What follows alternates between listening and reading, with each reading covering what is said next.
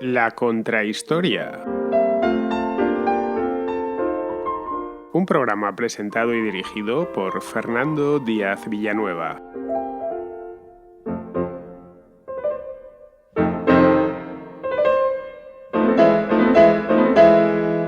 A pesar de que le tocó nacer en una diminuta aldea de la provincia de Parma, dentro de una familia humilde, su padre era posadero y su madre hilandera, Giuseppe Verdi se las arregló para convertirse en el más grande operista de todos los tiempos. Estuvo muchos años en activo y fue cosechando éxitos durante décadas. El primero de ellos fue Nabucco, una ópera estrenada en 1842 cuando el compositor aún no había cumplido los 30 años y acababa de quedarse viudo. A partir de ahí se convirtió en una rutilante estrella que terminaría por dar forma al panorama operístico de la segunda mitad del siglo XIX. La ópera en Italia era ya en aquella época todo un orgullo nacional. Los italianos llevaban más de 100 años componiendo óperas de la máxima calidad y era el italiano la lengua por defecto de toda ópera con pretensiones, sin importar el lugar de Europa en el que hubiese sido compuesta o el compositor. Verdi supo aprovechar esa primacía italiana continuando el trabajo de los maestros del bel canto, como Gioachino Rossini, Gaetano Donizetti o Vincenzo Bellini. A todos los superó imprimiendo al género un sello personal e inconfundible que aúna de forma magistral la palabra y la música. Pero esa genialidad, reconocida ya por los críticos musicales de su propia época, no le convirtió en un autor de minorías, marginado de los grandes teatros. Al contrario, Verdi fue durante buena parte de su vida el compositor más demandado de Europa. Recorrió el continente de punta a punta y fue agasajado por monarcas y gente importante. Su denominada trilogía popular, compuesta por Rigoletto, il Trovatore y la Traviata, cosechó un éxito inmenso y le hizo muy rico. Durante años le llovieron los encargos, pero una vez conseguida la fama y el dinero, creyó conveniente relajarse y disminuir su producción para disfrutar de su vida privada en una villa campestre que adquirió en su comarca natal. Eso no le impidió seguir estrenando y sobre todo participar de la vida política de su tiempo, que era muy agitada. A Verdi le tocó vivir la unificación de Italia, algo que apoyó con entusiasmo poniendo su música al servicio de ese empeño. Los italianos sentían que Verdi estaba musicalizando la gesta nacional y no iban desencaminados. Para burlar a la censura austriaca hacían pintadas por las paredes en las que ponían «Viva Verdi», acrónimo de Vittorio Emanuele Re d'Italia. Una vez en el trono, el rey le recompensó con honores y nombramientos. Fue elegido además diputado y senador del Reino de Italia. Pero aunque la unificación del país le interesaba, no sucedía lo mismo con la política activa. Verdi solo se debía a la música. Compuso hasta una avanzada edad, estrenó Otello con 74 años y Falstaff con 80. Viviría aún casi 8 años más hasta que en 1901, ya con el nuevo siglo recién comenzado, murió en un hotel de Milán. Su funeral fue multitudinario. Cientos de miles de milaneses se echaron a la calle para dedicarle su último adiós. Desde entonces, y han pasado ya más de 100 años, sus óperas no han dejado de representarse porque sigue siendo uno de los músicos favoritos del público.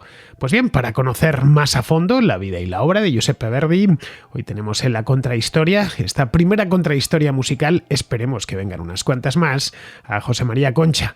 José María es músico, pianista para más señas, pianista muy bueno, si queremos ir más al detalle, y todo un entendido en la obra de Verdi.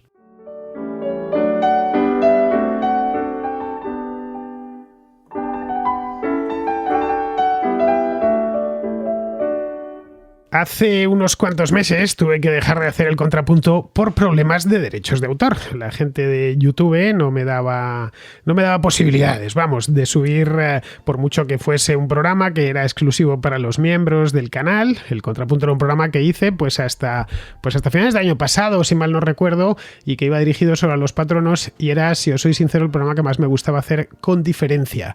Pero nada, estaba batallando, me pasé meses batallando con una plataforma, con la otra, por los problemas de derechos de autor y claro, un programa de música en el que no puedes poner música, pues te quedas sin programa de música. Podía yo pasarme una hora hablando con la musiquilla de fondo, ¿no? Pero al final sí quería tratar, qué sé yo, la figura de Verdi, por ejemplo, pues era difícil abordar la figura de Verdi sin ir poniendo trocitos de sus óperas. Así que lo tuve que dejar y anduve desde entonces pensando en el modo de traer de nuevo contenidos musicales y subsumirlos dentro de la contrahistoria. Pero para eso necesitaba a alguien que supiese mucho de música y nadie sabe más de música que los propios músicos.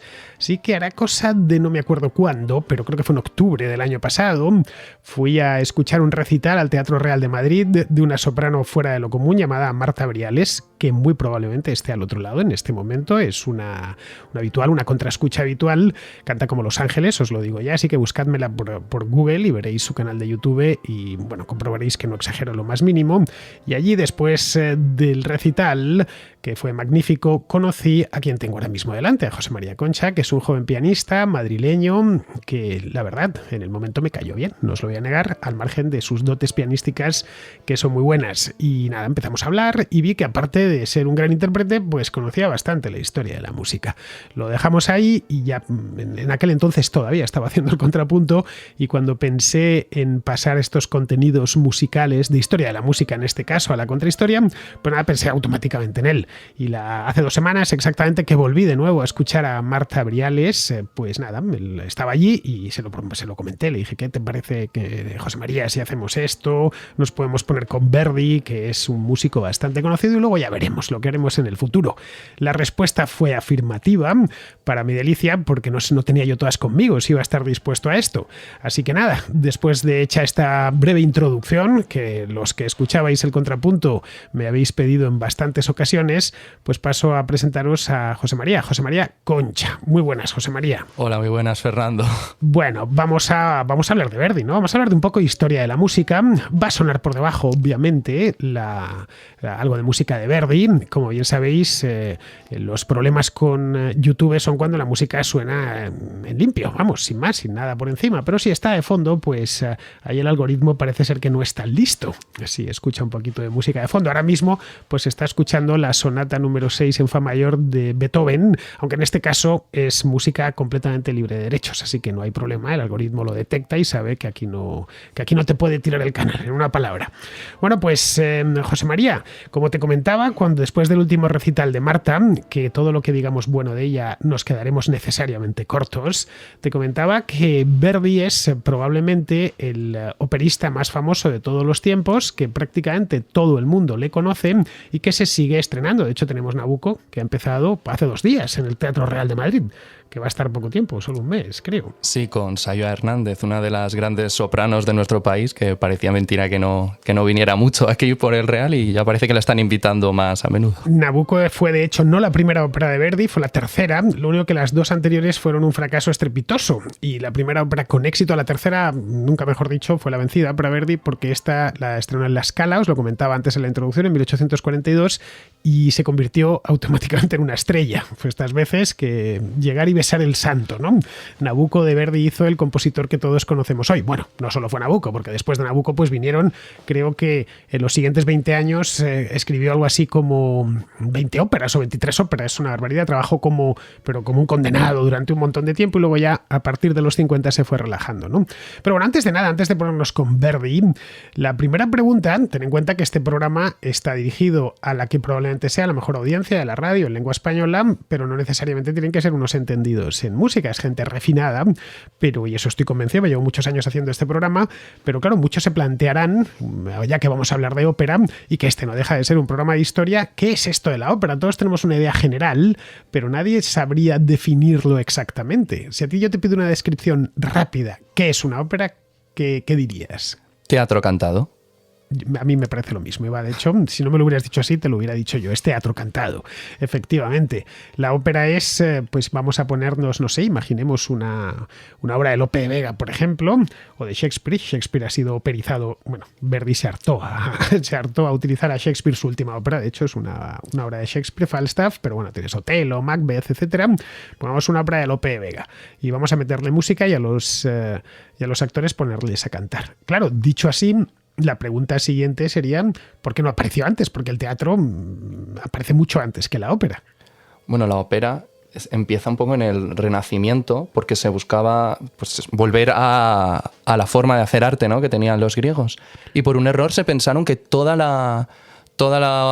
teatro griego era cantado, entonces empezaron a componer obras de teatro completamente cantadas. Luego más tarde se descubrió que los griegos, aparte de cantar, también hablaban. Pero bueno, de ese pequeño error, ¿no? Que se pensaban que era así, pues nació un estilo que es completamente cantado. Bueno, realmente no sabemos si los griegos cantaban las obras de teatro porque no hay grabaciones, ni ha quedado nada anotado. Es pura interpretación. A lo que he leído, pero probablemente tú en este aspecto No lo sepas sé, más de historia que yo sé la parte de la ópera. Habría que planteárselo, realmente cómo hacían teatro los griegos. Sabemos lo que nos ha llegado. Pues en griego. Y nos ha llegado en griego, está claro, José María, pero nos ha llegado de cuarta o quinta mano, ¿vale? Es decir, a través de romanos, etcétera. Sabemos, pues qué sé yo, que Sófocles era un gran escritor. Bien, pero no sabemos cómo se interpretaba. Tenemos algún vestigio que hemos encontrado, pues que se ponían máscaras y poco más. Ten en cuenta que hasta el siglo... hasta que se empieza primero a notar la música, que es durante la Edad Media, y luego posteriormente, hasta el siglo XX realmente no sabemos. Hablamos mucho, qué sé yo, de las Giuseppina Strepini, la mujer, la segunda mujer de Verdi, pero que fue soprano, o su última mujer, Teresa Stolz, que fueron sopranos, pero no sabemos cómo cantaban, no tenemos ni idea, porque se murieron antes de que existiesen la grabación de sonido. Pero bueno, sí tenemos una idea general de cómo se ponían en escena, etcétera, porque ya había pintura, ya teníamos una notación musical muy clara, pero no nos ha llegado la notación musical de los griegos. Así que habría que irse, más o menos yo calculo, al siglo XVI. Bueno, hay una pequeña notación musical de cómo se hacía la música en la antigua Grecia. Hay una obra que es el Epitafio de Seikilos, que se descubrió pues, en una de las dos guerras mundiales, no me acuerdo cuándo, pero que la tenía encima una señora como debajo de una maceta, ¿no? Se descubrió después y escribían la música como por intervalos, entonces se pudo calcular, o sea, con cálculos cómo sonaría, pero no había una escritura como tal como la que tenemos ahora. La música sin escritura nos lo pone muy complicado. Podemos interpretar a Bach porque lo dejó escrito. Podemos interpretar a Beethoven porque lo dejó escrito, nada más. Y en el caso de la ópera, probablemente, no lo sé, esto es una hipótesis, evidentemente, nació como de las muchas que hay en torno al nacimiento de la ópera. Casi todas las cosas buenas de la vida, como podemos ver, nacen de manera un tanto casual, de la forma más inesperada. Podría ser que en las obras de teatro normales y corrientes en los siglos XV y XVI decidiesen en los intermedios cantar. Esta es una de las hipótesis que tienen más fuerza, los famosos intermezzi. Salían dos actores y se ponían a cantar. Sí, y poco a poco fue creciendo el tiempo con el que cantaban y al final se acaban creando pequeñas historias en ese tiempo, ¿no? En el que cantan, porque si vas aumentando el tiempo que cantas, pues tienes que contar algo. Claro, evidentemente no es lo mismo sacar a dos actores que les pones uno al lado del otro. Bueno, pues echaros unas cancioncillas en lo que los actores de teatro, pues qué sé yo, se cambian de vestuario o cambiamos el decorado. Y otra cosa distinta es construir una historia completa para ser cantada. Aunque al principio, si vemos por ejemplo las óperas del siglo XVII y sobre todo las de la primera mitad del XVIII, cuando la ópera ya está establecida, ¿no? Si escuchamos por ejemplo las óperas de Händel, que por cierto tiene unas óperas estupendas, óperas serias de aquella época, toda la ópera barroca de la que yo soy gran aficionado. De hecho, voy a haceros una confesión, yo soy más aficionado a la ópera barroca que a la de Verdi. Me gustan ambas, pero me parece, no sé, digamos, más puro y sencillo la ópera de Händel. Bien, ahí lo que tenemos es que la ópera está a medio cantar y a medio hablar.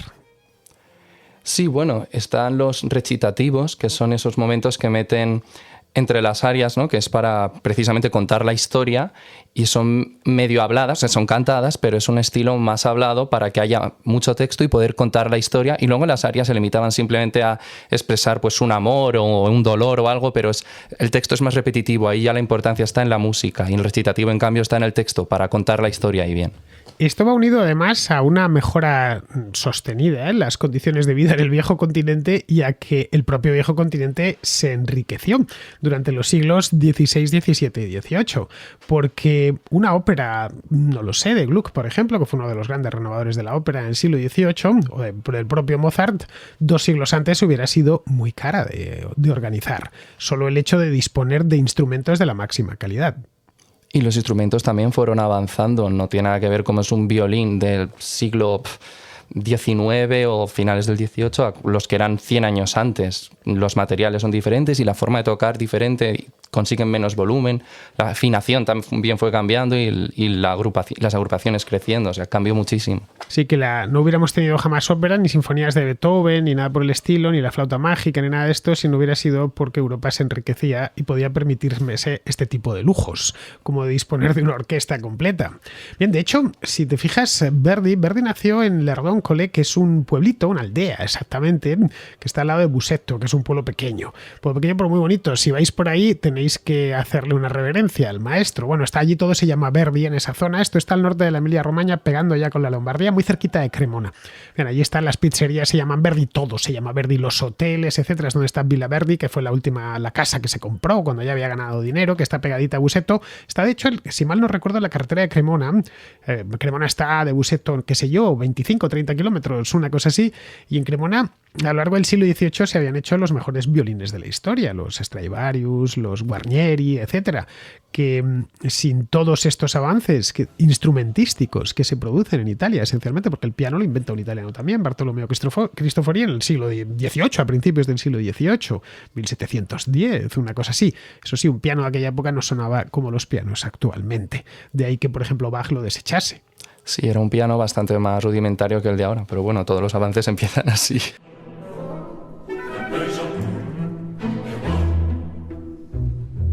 Es en ese momento, es en el siglo XVIII, cuando ya hay suficiente, no sé, por utilizar un vulgarismo, suficiente renta per cápita para que los europeos de aquella época organizasen ópera. Sin eso, nunca, jamás hubiera habido ópera, porque la ópera es costosa. Es montar una obra de teatro, pero necesitas además una orquesta y necesitas un montón de ensayos. Sí. No sale de primeras.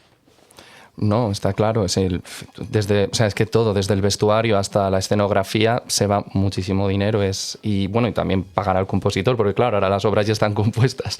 Pero en aquel momento también era pagar al compositor para que estuviera constantemente también estrenando obras nuevas. El público demandaba obras nuevas. Era como el cine, en cierta medida, ¿no? Nosotros ahora queremos ver Traviata, porque ya es famosa y te gusta, pero en aquel momento querías ver una obra nueva, el público demandaba constantemente nuevo repertorio. Sí, porque la obra, una vez pasada, tenía sus funciones, la gente ya se cansaba, ya la he visto. No olvidemos que la ópera cuenta una historia. Hoy se la tiene más por un género puramente musical y no tanto teatral. De hecho, el propio Verdi insistió en que aquello era teatro y que los cantantes tenían que interpretar. Se les tenía que pedir que si se ponían a llorar o estaban tristes, tenían que llorar casi de verdad. Es que Verdi está en un momento también de cambio, que el estilo del bel canto sigue manteniéndose, pero empieza a surgir otro que se llama el verismo, que busca, no es que se aleje, pero no le da tanta importancia ya a tanta expresividad técnica de hacer florituras y adornos, y empieza más a expresarse, a expresar emociones, a darle más importancia a la parte escénica, ¿no? Que el bel canto también lo tiene, pero uno se centra más en una parte y otro en otra. El verismo sería lo que terminaría dando forma a la ópera de finales del XIX y sobre todo ya en el siglo XX, la primera mitad del XX. Un compositor verista es, por ejemplo, Leoncavallo o Puccini, claramente, ¿no? Pero Verdi, a pesar de que podría haber sido un verista, no lo fue nunca. Verdi le dio a todos los palos. Su última ópera fue cómica, caray. Hizo ópera bíblica, hizo un poco de todo, hasta una ópera ambientada en el Antiguo Egipto, como es el caso de Aída. Adaptó obras de Shakespeare, adaptó obras españolas, el caso La fuerza del destino, por ejemplo, es Don Álvaro y la fuerza del Sino, del Duque de Rivas, Don Carlo, por ejemplo, los temas españoles le interesaron bastante. Estuvo, de hecho, en Madrid, no recuerdo en qué año, 1860, por ahí, era ya una estrella consolidadísima. Estuvo en el Teatro Real, que no llevaba mucho tiempo inaugurado, y hasta la propia reina, claro, en persona, Isabel II, fue a estar cerca del Divo. Pero para aquel entonces, en el año 1860, ya había estrenado buena parte de sus grandes óperas, y cuando él llegaba a un sitio donde fuese, a París, en París pasó bastante tiempo, el París de la época, estuvo en Madrid, estuvo en San Petersburgo, en Londres, evidentemente por toda Italia, en Viena. En aquel momento la ópera se había en cierta medida globalizado, pero eso lo veremos más tarde. Una de las cosas, José María, cuando se habla de ópera, siempre se intenta pensar que la ópera es algo hecho en italiano y con un público, en principio, un público objetivo italiano. Es decir, la primacía italiana en el año 1800 era obvia. Se habían compuesto alguna cosita en alemán, alguna cosita en francés, pero era nada. La flauta mágica, por ejemplo, cuando la compone Mozart, no deja de ser un Singspiel, un vodevil para el público popular de Viena. No es una cosa con la idea de estrenarlo en la Scala de Milán o en la Fenice de Venecia. Sí, incluso Mozart, cuando compone óperas en el estilo que se consideraba como ópera en aquella época, pues sigue utilizando el estilo de recitativo para la trama y para las emociones, las arias, ¿no? En cambio, cuando compone la flauta mágica, como no se considera ópera, pues toda la parte de hablada, pues es hablada, no hay recitativo, sino que hablan. Y en las arias ya evidentemente cantan. Hablan con un clavecín de fondo, para darle un poquito de música, que sepan que están en la ópera, a fin de cuentas. Esto de hacer a mitad hablado, mitad cantado, también es muy propio de la zarzuela, Sí. que es, digamos, la ópera nacional española. También hubo ópera, gran ópera, y por eso se llama el género chico, ¿no? La opereta o la ópera comique francesa, el Singspiel alemán. Es decir, que esto se fue a lo largo del siglo XIX ya distribuyendo y difundiendo por toda Europa. Pero en origen, si vemos, por ejemplo, los operistas de principios, cuando Verdi viene al mundo, lo que tenemos básicamente son nombres italianos que componen libretos en italiano de óperas que se estrenan en Londres, en París, en Viena. En Madrid no tanto, porque en Madrid Carlos IV llegó a hacer una ley que prohibía las óperas que no fuesen en castellano, entonces obligaba a traducirlas.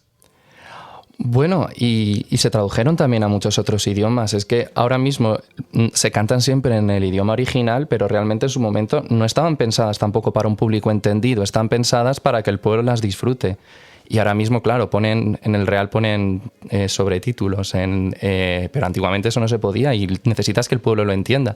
Y el pueblo llano no va a saber otro idioma más que el suyo, en una época en la que no había una educación tampoco universal para todo el mundo. El propio Verdi, que siempre se piensa que compuso solo en italiano, no. Verdi compuso algunas óperas desde el principio. Las compuso en francés. Por ejemplo, Jerusalén lo compuso en francés directamente porque lo fue a estrenar a París y bueno, pues el libreto ya está en francés y lo voy a hacer en francés. Y luego Don Carlo tuvo una versión francesa que apareció antes, creo que 2 o 3 años antes que la versión italiana, aunque luego ha pasado la versión italiana, la que es la que más se escucha y la que más se interpreta. También en esto es cierto que el italiano en el siglo XVIII era la lengua de la cultura, y eso importa. Sí, y además los artistas importantes, o sea, se importaban de Italia, o sea, los intérpretes de canto, pues estos Farinelli, que sí estaba en Inglaterra, luego en España, pero ¿dónde estudió, de dónde aprendió?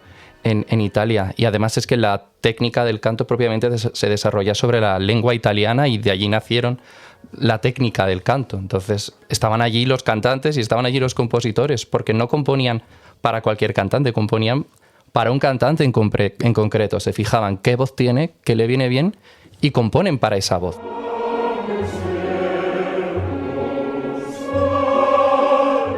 El italiano es una lengua muy bonita para cantar, siempre lo ha sido, o por lo menos a nosotros nos lo parece, pero es que si vas, por ejemplo, una lengua muy distinta a la nuestra, como puede ser el alemán, a los alemanes también les gusta escuchar canciones en italiano.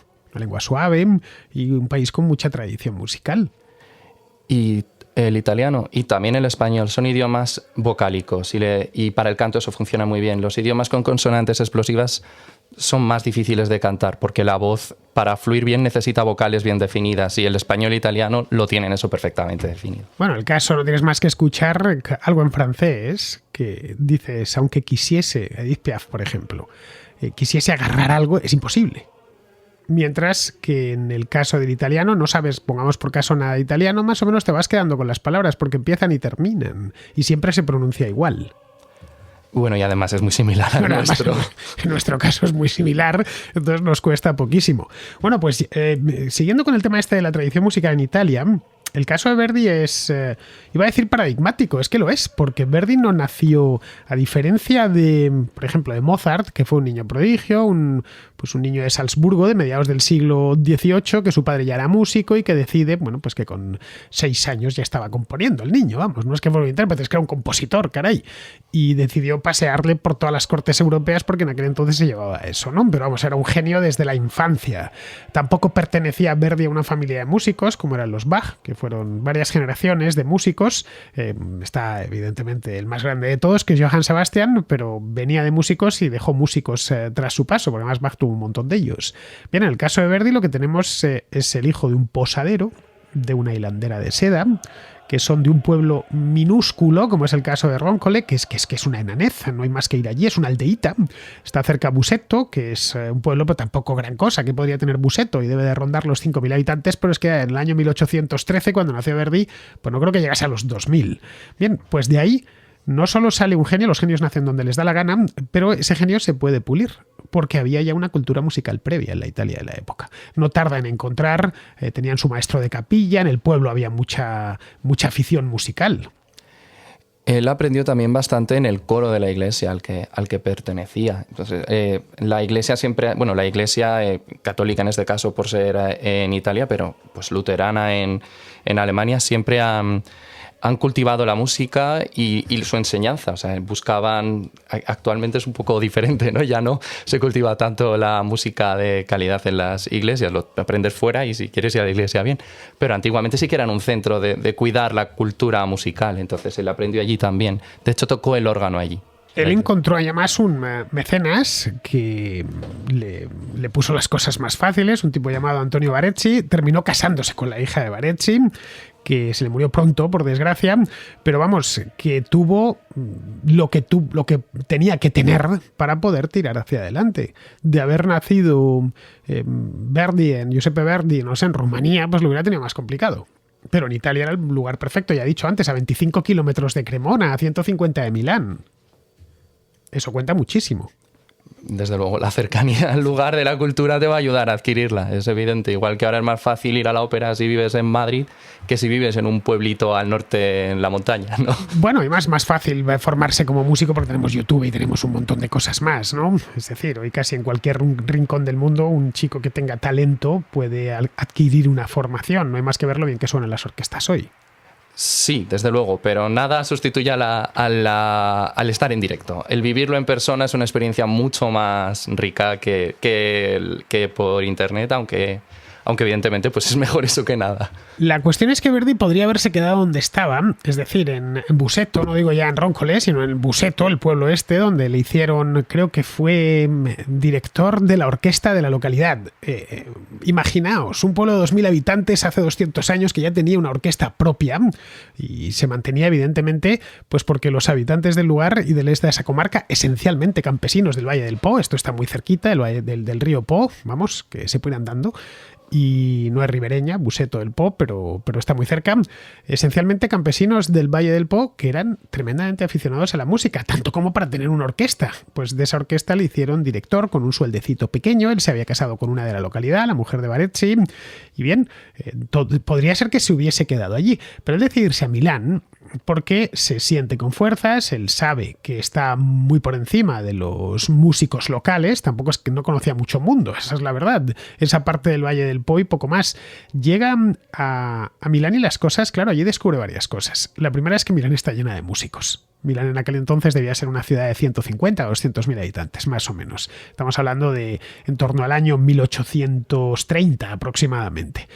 Y otra cosa que descubre es que la ópera efectivamente es un fenómeno, pero que va muchísima gente a verla, que ya está el Teatro de la Scala, que aquello llena, bueno, es el periodo dorado de Rossini, por ejemplo, pero que la figura del empresario, el impresario, que se dice en italiano, era al final de la que partía todo, no tanto del músico. Eso es una cosa que a él le sorprende. Bueno, está claro que en esa época está habiendo un cambio, ¿no? Si te vas unos años antes, todos dependen de la financiación, del mecenazgo más que de la y ahora mismo están vendiendo su producto a quien lo quiera comprar y el empresario desde que existe ha sido siempre igual. Yo quiero un producto que venda, ¿no? Y en aquel momento, pues la ópera era muy demandada. Él tiene dos óperas en aquel momento muy desconocidas, las dos primeras óperas de Verdi. Una se llama Oberto, ¿vale? Probablemente los que no seáis muy verdianos no habréis oído hablar de ella en vuestra vida, es de 1839, y la otra se llama Un giorno di regno.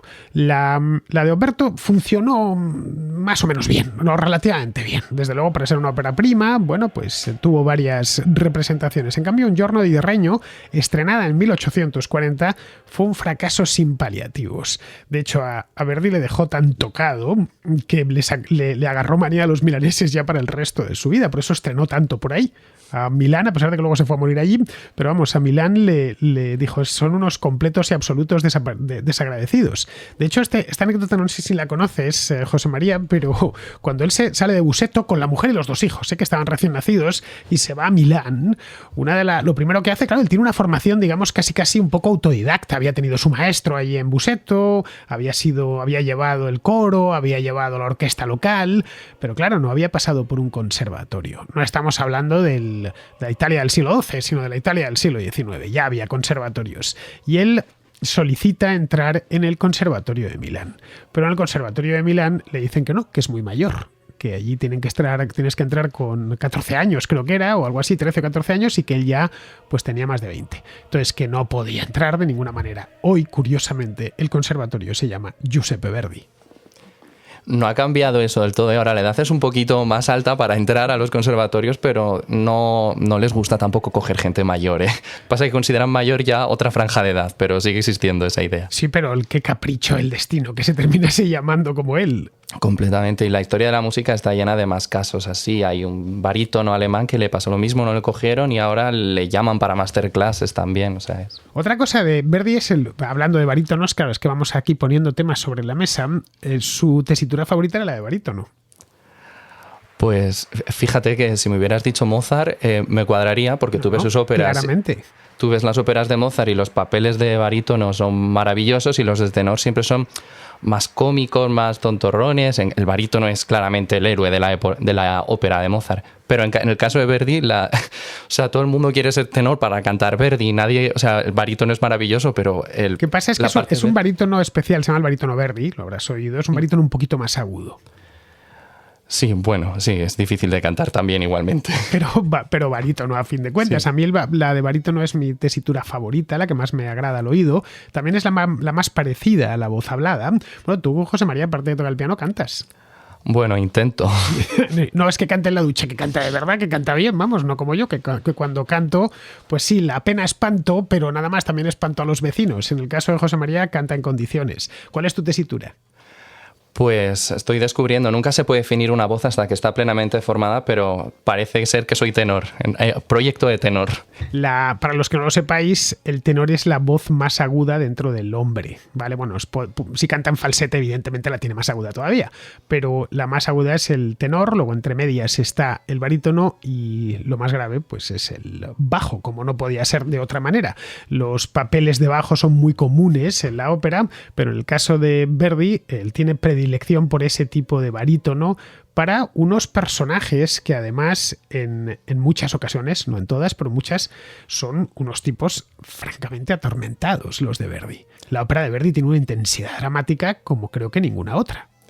Sí, siempre son el padre que se opone a la relación de su hijo o el duque que quiere matar al que se está liando con su novia. Siempre son personajes bastante dominantes y bastante agresivos. Bueno, él toma recursos literarios a menudo, pues caso Otelo, por ejemplo, o Macbeth. Otras veces son obras más recientes o óperas o historias compuestas para la ocasión, ¿no?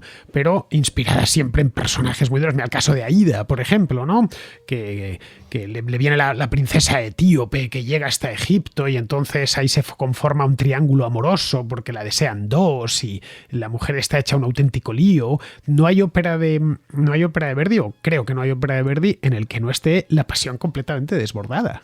Sí, bueno, en Aída el triángulo amoroso es del revés, son dos mujeres las que están tras un hombre. Dos mujeres que quieren al Radamés Sí, al general egipcio. Sí, al general egipcio. Bueno, pero siempre tienes unos problemas ahí, todo es muy unas grave. Pasiones que si lo convirtiésemos en películas actuales, en fin, habría que ponerles 2 rombos la mayor parte de las veces. Bueno, pero mira la literatura de la época. Es que es un reflejo de lo que gustaba en esa época, en dramas y bueno, y ella tiene que morir al final. Esa es como una norma básica de la música, de la ópera, del romanticismo. Bueno, esto nos viene a decir que los seres humanos, nuestros tatarabuelos del siglo XIX, no eran muy distintos a nosotros, les gustaban exactamente las mismas cosas. Lo que sí supo Verdi hacer fue ponerlo en términos musicales, que no todos los compositores de la época lo supieron hacer como él. Desde luego, cuando has dicho antes lo de que no había tantas formas de aprender, yo creo que Verdi lo que tiene no solo es que haya aprendido la técnica correcta de composición, que evidentemente eso es estudiar a los maestros, pero que evidentemente cada compositor, cuando es bueno, aporta algo diferente que no se estudia, que es que solo tienes que tener tú, pues ya sea por influencia divina o por intuición o por observación, pero está claro que él tenía algo diferente que no todos tenían, sino toda la música sería igual si se pudiera aprender todo simplemente de forma académica. A él la música le salía de dentro, porque a los genios les sale de dentro. Bueno, tienen evidentemente algo que estudiar y perfeccionar la técnica, pero un caso claro fue Nabucco. Como comentaba antes, Nabucco es el primer éxito que tiene, lo tiene en 1842, 2 años después de un giorno di regno que había sido para él traumático. Había tenido además muy mala suerte familiar porque después de casarse con Margherita Barezzi, la hija de su mecenas y de su patrono, pues nada, se le muere la mujer, pero antes de eso se le han muerto los 2 niños, los 2 bebés que acababa de tener. Claro, vamos a tratar de meternos en su piel, lo que debe de ser un hombre joven, de 20 y tantos años, que se ha casado, enamoradísimo, ilusionadísimo, que se va a Milán, que no le aceptan en el conservatorio, que tiene que estar componiendo cosillas y dando clases, y de pronto, de un golpe, en muy poco tiempo, se le mueren los 2 niños y la mujer. Vale, es cierto que en 1840 es algo más común que ahora directamente no nos lo podemos ni imaginar. La cosa es que, claro, él se queda solo, es músico, es el único oficio que tiene ya, tiene 30 años, y se pone con una ópera, que es esta que os decía antes de Nabucco, que le convierte automáticamente en una estrella. ¿Qué tiene Nabucco que la hace tan especial? Siendo la primera efectos prácticos de Verdi. Bueno, Nabucco tiene, en primer lugar, la historia, que aunque eso ocurra, pues es una invasión, ¿no?, de Nabucodonosor al pueblo de Israel, pero los italianos la ven en clave nacional, la ven como una forma de ellos de rebelarse también contra la invasión del Imperio Austriaco que están sufriendo en Italia. Entonces, la ópera Nabucco no solo es importante a nivel musical, sino que a nivel político reflejó una forma de lucha de la gente que encima superaba cualquier censura, porque no estás criticando directamente a un gobierno invasor, sino que estás utilizando una obra que habla de una invasión a un pueblo de hace 2000 años.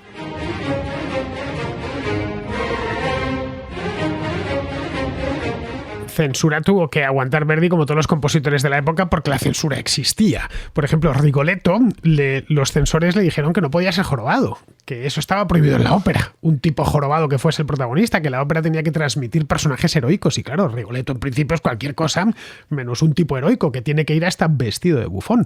Verdi era muy obsesivo además con la puesta en escena. Era todo un dramaturgo. Bueno, y él se imponía, él consiguió a veces vencer a la censura porque se imponía y decía o me permites esto o no hay obra. Y en el caso de Rigoletto, por ejemplo, consiguió que le permitieran que el protagonista fuera un bufón. Lo que no consiguió que le permitieran es que el antagonista fuera un rey, no le permitieron. Sí, pusieron un duque, ¿no? Sí, y no es tan malvado como en la novela original de Víctor Hugo. Es más, el libro es El rey se divierte, ¿no?, de Víctor Hugo. Pero aquí no dejaron criticar a un rey. Por lo mismo también, por la crispación que había con la invasión de Austria hacia Italia. Bueno, estaba el rey de Austria diciendo que están ahí en Milán, donde ya ando yo, que no estoy muy seguro. Pues un tipo famosísimo, porque cuando se estrena Rigoletto ya es 1850, 1851, Verdi es una gran estrella y dice, están aquí poniendo a un bufón que mata al rey, nada menos. Esto teniendo en cuenta que 10 años antes, 8 años antes había sido lo del Va Pensiero, porque la clave de Nabucco es este coro. Sí, total, es el momento estrella. Las pocas veces que el bis lo hace el coro, ¿no? Generalmente cuando se repite una pieza de una ópera es la soprano o el tenor que hacen una pieza muy famosa y el público aplaude tanto que se repite la pieza. Pues en este caso yo es de las pocas veces que he visto que el que repite la pieza dentro de la ópera sea el coro con el Va Pensiero. El Va Pensiero es un coro maravilloso, ¿eh? Es increíble, sí. Es de estas cosas que lo escuchas una sola vez y te quedas tarareándolo. Lo retienes para siempre. Para sí, siempre, además. ¿Sí? Es muy pegadizo, bueno, se podría decir comercial, entiendes, comercial no en el sentido despectivo de la palabra, sino que llega rápido al oído y se queda adentro. Y la historia que contaba el Vapensiero, claro, hoy escuchamos el Vapensiero y decimos, caray, qué bonito es esto, ¿no? Y tratamos de ver con dónde está la letra para cantarlo en italiano y no sé qué, que es fácil, evidentemente, pero porque está en italiano, los suecos lo tienen algo más complicado, pero que se aguanten y que no hubiesen nacido suecos. Ya está, para que puedan entender algo escrito en una lengua latina. Bien, en el caso de Vapensiero, aparte de quedarte y decir qué bonito es, nosotros solo le vemos esa derivada. Es qué bonito es esto, ¿no? Pero es que, como decía antes José María, en 1842 ya hay un movimiento nacionalista importante, especialmente en el norte de Italia, en Milán. El norte de Italia había pasado a los austriacos, en 1713 con la paz de Utrecht, el milanesado había sido español durante 200 años, en el siglo XVIII pasa a ser austriaco y después de las guerras napoleónicas, porque el norte de Italia estuvo completamente invadido, se lo devolvieron al emperador de Austria. Pero claro, ya no estamos hablando del siglo XVIII, sino del XIX, y ya se han expandido esas ideas de la Revolución Francesa de las que hablábamos aquí Alberto Garín y yo hace unos meses, y los milaneses, que no habían tenido problemas en que los austriacos durante el siglo XVIII estuviesen en Milán o en Venecia, o que los españoles hubiesen estado allí, en 1840 quieren ya constituir una nación-estado en Italia. Claro, les estaba terminantemente prohibido, por supuesto, ser nacionalista italiano en el Milán de 1840 y podías encontrarte con problemas con los austriacos, pero si esto iba metido dentro de un coro, ya era imposible, porque lo cantaban los italianos como si los hebreos fueran ellos. Sí, completamente. Bueno, y hay referencias cinematográficas también. Se puede observar en muchas películas que se ha utilizado eso como una forma de protesta del pueblo contra el imperio austrohúngaro. Bueno, el Vapensiero, de hecho, se sigue utilizando todavía. Muchísimo, en tema político, publicitario. Yo creo que es, no diré el coro más famoso de la historia, porque no sabemos cuál es. Evidentemente eso no se puede hacer un ranking, pero sí figura entre los 10 coros más famosos de la historia y con más influencia. Sí, pero yo lo pondría el primero. ¿Tú lo pondrías el primero? Sí, yo también. Como famoso, sí. Si me das a elegir, lo pondría el primero sin ninguna duda. Bien, ¿tú crees que fue la cuestión política de Nabucco la que le convirtió en una estrella con solo una ópera? ¿O fue algo musical? No, la música es increíble. O sea, además el papel de la soprano es increíblemente difícil, muy bello, y no creo que pueda decir solo que se deba a la política, porque la música en sí es maravillosa. La música en Nabucco. A mí me lo parece, pero claro, yo tampoco soy un entendido. Nabucco es una ópera que, por cierto, insisto, la tenéis en el Teatro Real de Madrid a lo largo de este mes, que me parece poco, deberían dejarla 3 meses, sinceramente lo digo, y de hecho está lleno.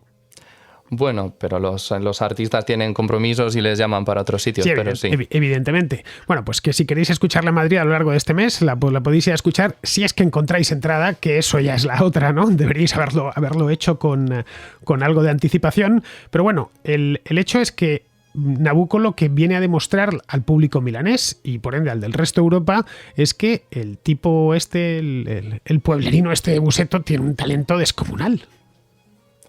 Sí, bueno, y no solo fue un solo éxito, porque hay compositores que se quedan con su primera obra, triunfan con ella y nunca vuelven a hacer nada más tan interesante, y Verdi claramente desde aquí fue creciendo, o sea...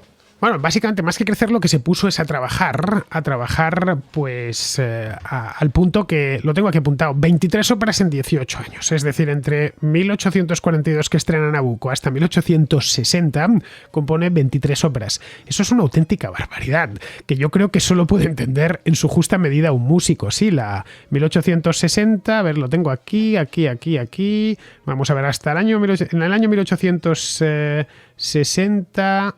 Lo tengo, no lo encuentro. Pues ahí está. La última fue Un balo en máscara, ¿vale? Bien, de Nabucco, Un balo en máscara, que, ojo, no es ni siquiera de 1860, es de 1859. Luego tengo que rehacerlo. 23 óperas en 17 años. Claro, esto solo lo entiende un músico. El esfuerzo del músico por componer una ópera, yo a veces me lo planteo. Me gusta la ópera, pero más o menos me imagino el trabajo que hay detrás.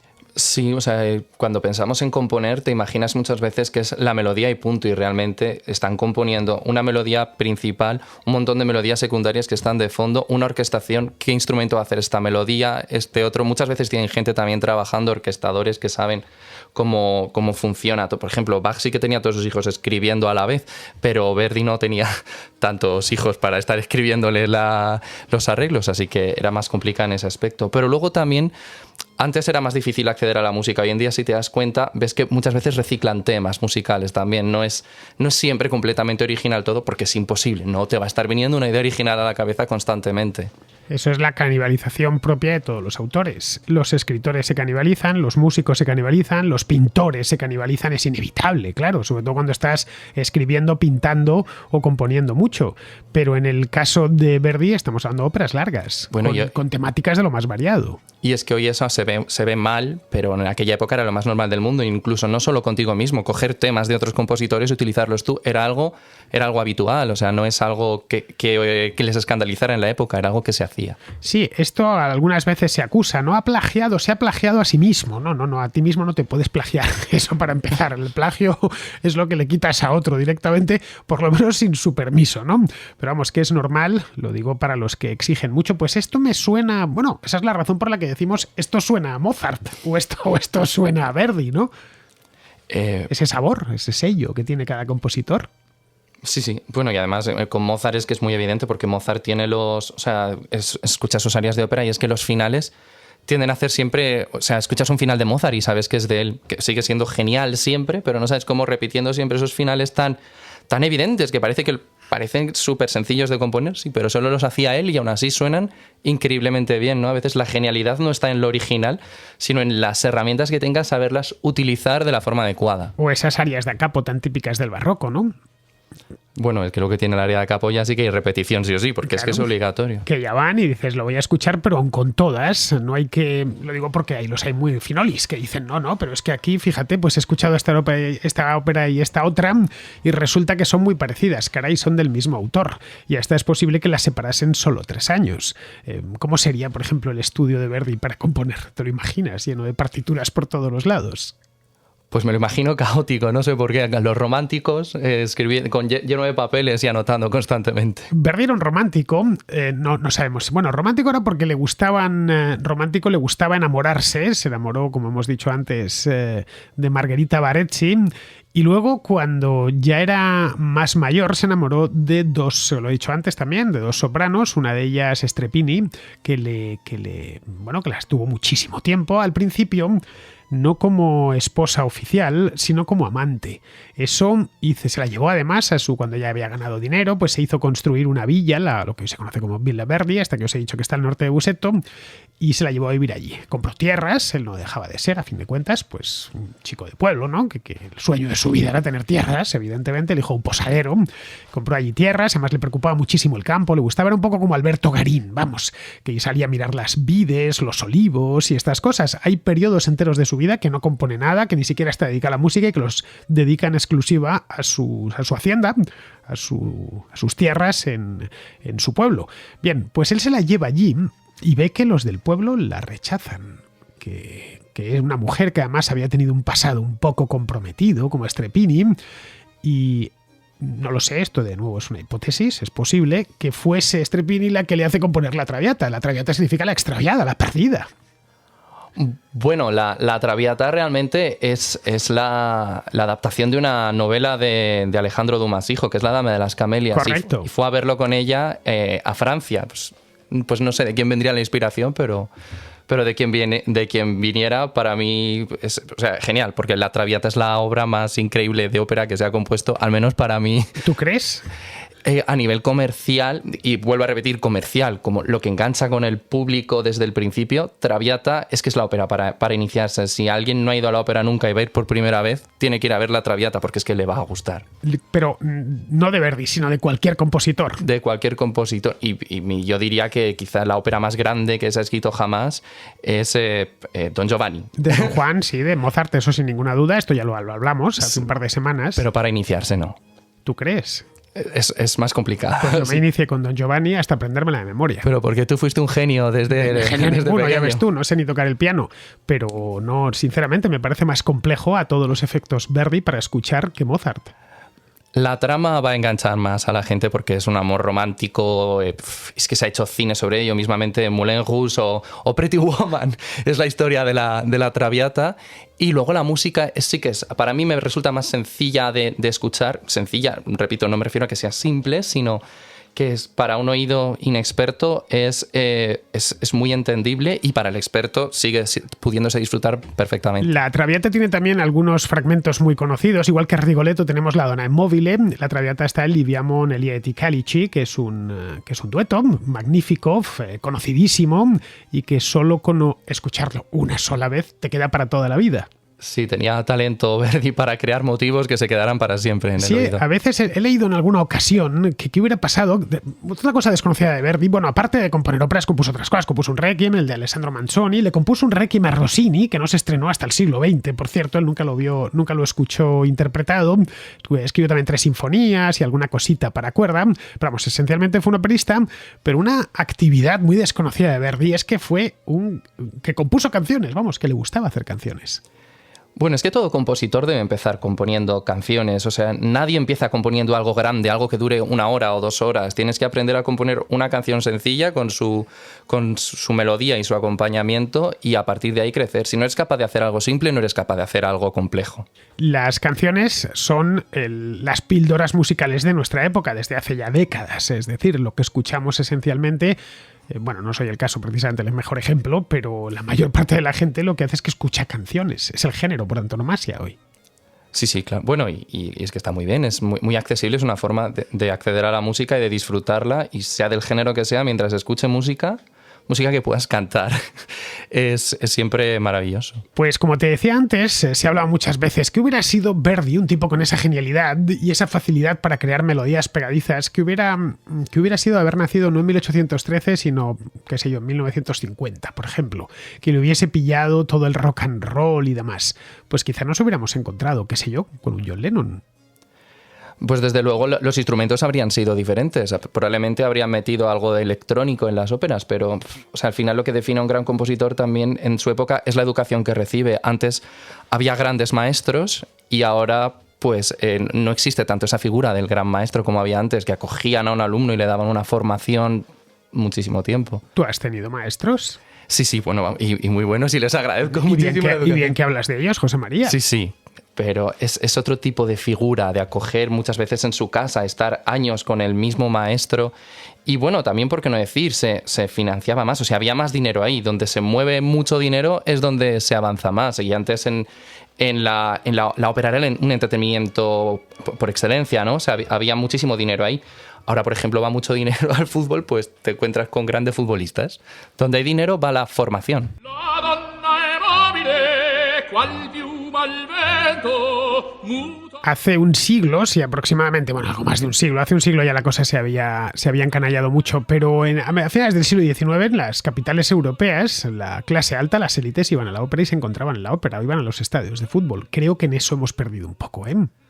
Sin menospreciar al fútbol, pero caray, que las élites, los gobiernos, la gente con dinero, la gente que influye, digamos, se encuentre en la ópera para escuchar, no lo sé, La Fuerza del Destino, Carlos, o cualquier ópera de Verdi, o bueno, de Donizetti, de quien sea, y vaya a ver la final de la Champions, pues que está bien, sin ninguna duda, pero dice que en este aspecto las élites se nos han encanallado un poquito.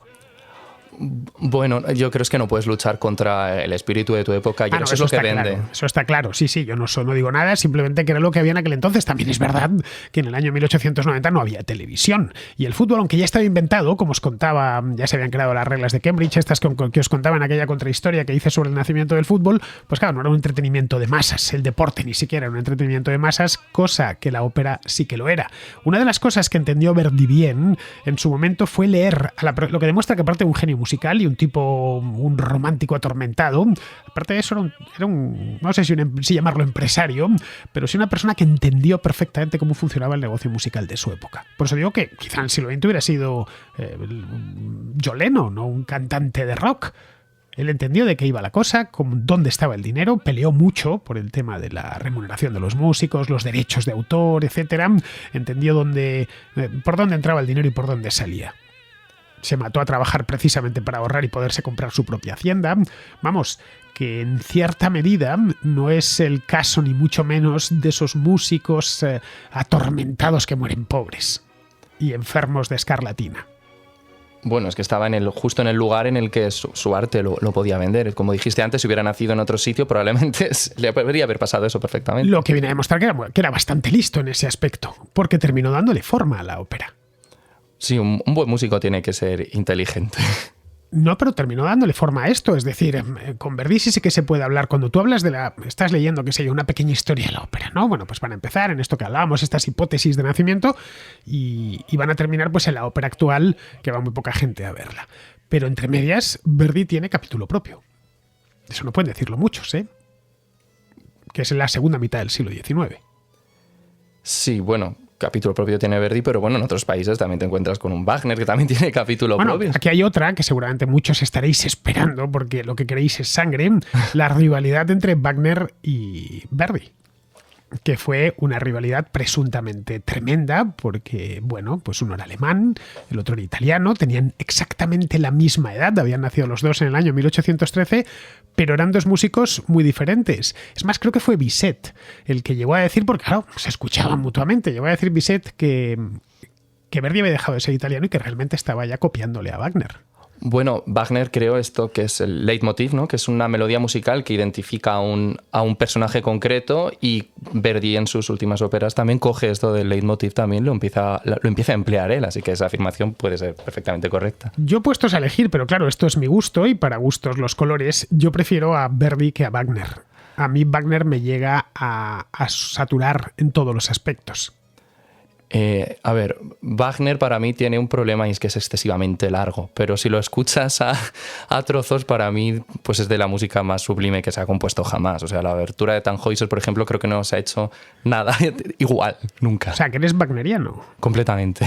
Pero no vamos a hacer contrahistoria de Wagner, que no me gusta y por lo tanto no conozco su obra, más allá de 4 pinceladas. Vale, Con lo que me pongo, José María, tengo que conocerlo. Nos centramos en Verdi. No, bueno, en Verdi o en otros compositores, pero no precisamente Wagner, al que no sé, quizá la manía me la pasó mi padre, que le tenía manía y le sigue teniendo manía, y ya desde bien niño no escuchaba algo, estaba aquello, no sé, quizá excesivamente musicalizado, inconveniente añadido que está compuesta sus óperas en alemán, porque él decide acabar con la ópera en italiano, porque quiere hacer una ópera nacional, y claro, la ópera nacional tenía que ser en alemán, y eso ya nos separa bastante de lo que es, en sí las óperas de Wagner, porque es que no las entendemos, ¿vale? Nos pueden tener, y luego el alemán es una lengua muy fea para cantar, no nos vamos a engañar. Yo aquí te voy a llevar la contraria. Llévame no es verdad que un idioma que pronunciado es más duro, además lo que dijimos antes de las consonantes explosivas, pero al cantar todo tiende a italianizarse en la pronunciación. Incluso cuando estudias canto en el conservatorio, la forma de pronunciar el alemán no es, por ejemplo, la R se hace italiana y las vocales tienen que pronunciarse muy definidas. Siempre no... O sea, incluso te digo que me resulta más fácil entender el alemán cantado que hablado. ¿Te resulta fácil entender el alemán cantado? No. Me lo estás diciendo. Más sencillo, que no fácil. Yo la verdad, no lo sé. La música alemana, me gusta Mozart, me gusta Bach. Bach, de hecho, las pasiones las tiene en alemán. La Pasión según San Mateo es mi obra favorita y ya veis, está escrita en alemán. No la escribió como el Magnificat, por ejemplo, que la base es latina, ¿no? Pero puestos a elegir entre Verdi y Wagner, me quedo con Verdi, indiscutiblemente. Y estoy convencido que como al otro lado tengo hispanos, pues también me dirán lo mismo. Preferimos Verdi. Habrá alguno, claro, que sea conchista, como José María, entonces prefiera a Wagner y nos diga que no tenemos ni idea, porque en esto de la rivalidad entre Wagner y Verdi es que llega hasta nuestros días. Si te fijas, ojo, y han pasado, ¿cuánto? 150 años, más de 150 años. Bueno, y las rivalidades se crean también para que el público, mira, lo que le está pasando a ti y a mí, pues tenga algo de que discutir, ¿no? Y eso les da, al final, eso hace que los dos vendan. Si consigues que la gente tenga como una división, pues la misma estrategia que utilizan en el fútbol también, de un equipo de otro. La diferencia entre ambos, sin entrar en cuestiones musicales, ya digo, para gustos los colores, a mí me gusta más Verdi, pero la diferencia es que Verdi vivió muchos más años, porque tuvo a los 70 años se murió Wagner, creo que fue con 70, una cosa así, 1883 puede ser, y claro, le quedaba todavía un plus de casi 20 años a Verdi, que lo aprovechó para componer dos óperas que figuran entre las más famosas. Una es Otelo, tenía 74 años cuando la compuso, y otra que a mí me parece ya directamente heroico, que es Falstaff, que la compuso con 80. Por fin ya mayor hizo algo cómico, ya hizo no tanta cómico, tragedia. Efectivamente, no sé dónde leí hace mucho tiempo que era, después de haber escrito tantas tragedias y tantas pasiones, creo que ha llegado el momento de reírme, ¿no? Y entonces compuso Falstaff. Pero si componer una ópera ya es un trabajo agotador para cualquiera, imagina con 80 años. No. Es cierto que tenía Rigo Boito, que era aquel que le estaba haciendo los libretos. Boito también llegó a ser un operista notable, y digo yo que le echaría una mano. Boito era más joven que él, pero a esta edad es que falla la vista, ¿no? A los 80 años te agotas con mucha más facilidad. Ojo, a los 80 años, en 1893, se llegaba en muchas peores condiciones de cómo se llega hoy en día. Lo de Falstaff tiene muchísimo mérito. Sí, desde luego, vamos. Bueno, tanto mérito que las entradas se estrenan en la Scala, eso sí. Las entradas creo que le pusieron 4 o 5 veces el precio normal y la gente lo pagaba, le daba igual. Era una estrella, vamos, que donde fuese se disputaban su cercanía, su compañía. No son muchos los músicos que han muerto de esta manera, como Verdi. Es más, se declaró un luto nacional en Italia el día que murió, en 1901, a finales de enero de 1901. Hombre, es que vivió muchos años y por lo tanto su música dio tiempo a triunfar mientras él estaba en vida, cosa que a otros compositores no les pasaba, que su música triunfaba después de muertos. Él realmente cosechó el éxito en vida y no solo en Italia, ¿no? Internacionalmente. Entonces, pues realmente se convirtió en una figura importante para el país.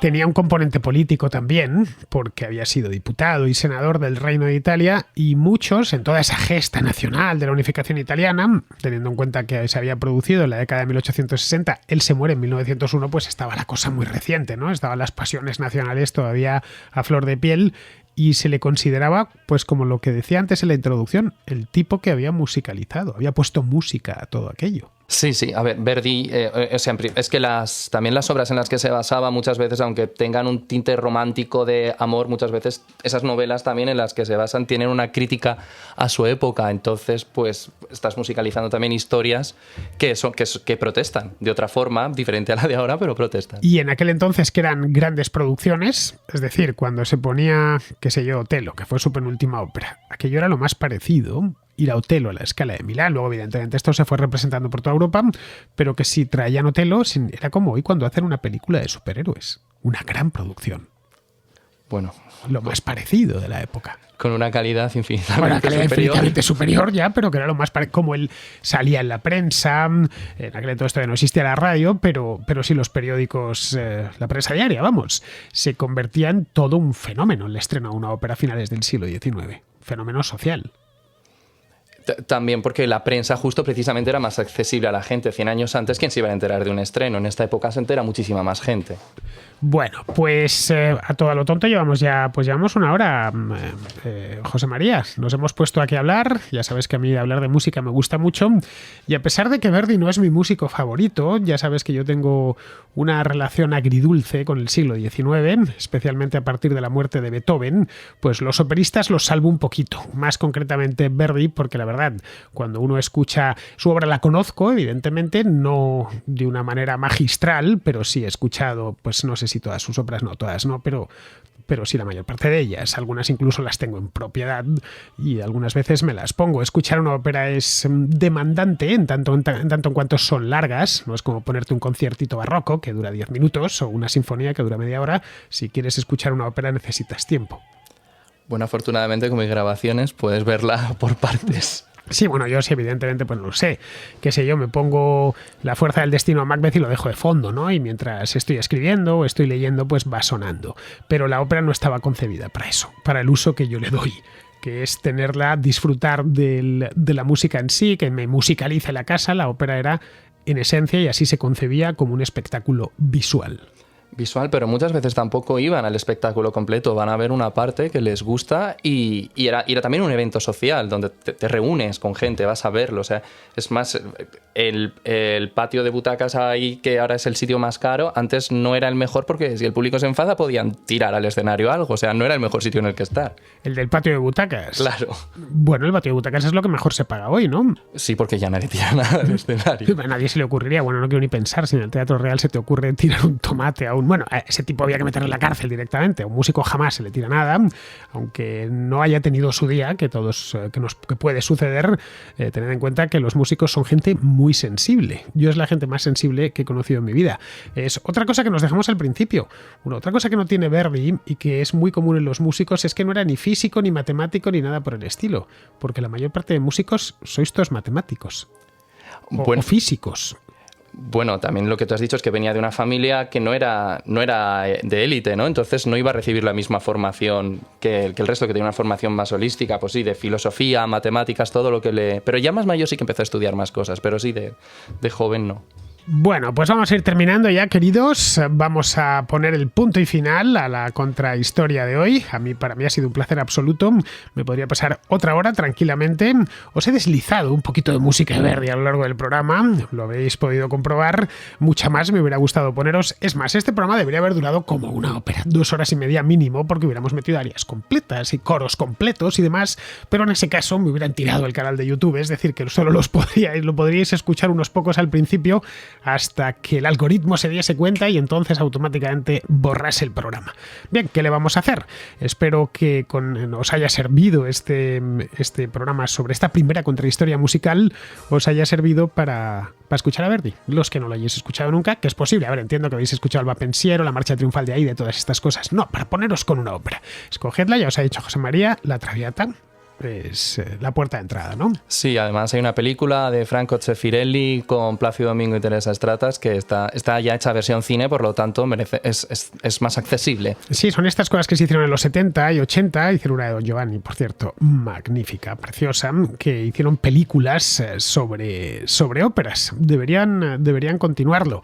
La afición a la ópera no está muy extendida, por desgracia, tampoco es fácil si se vive fuera de ciertos lugares, pero aun con todas, me da la impresión que aunque pusieses un teatro de la ópera en cada capital de provincia, estaría ese teatro de la ópera vacío la mayor parte de las veces. Simplemente es un producto para minorías, pero os puedo asegurar que es un producto maravilloso. Una vez has entrado, ya directamente no puedes salir. Esta frase es de Pretty Woman. No, tal cual. Tú una vez has entrado no puedes salir. Efectivamente. Ya está. Es como cuando te pones a escuchar las sinfonías de Beethoven. Has escuchado una y dices, bueno, de esto no hay más, a mí dame más. A mí dame más porque... Y cuando dicen solo hay 9, no puede ser, son demasiadas pocas. Por eso es una cosa buena de mozo que tiene 41. Entonces te puedes estar metiendo droga nueva todos los días durante mes y pico. Bien, pues muchísimas gracias, José María, por acompañarnos hoy. Gracias a ti, Fernando, por invitarme. Ha sido un placer tenerte. Te espero para el próximo tema musical.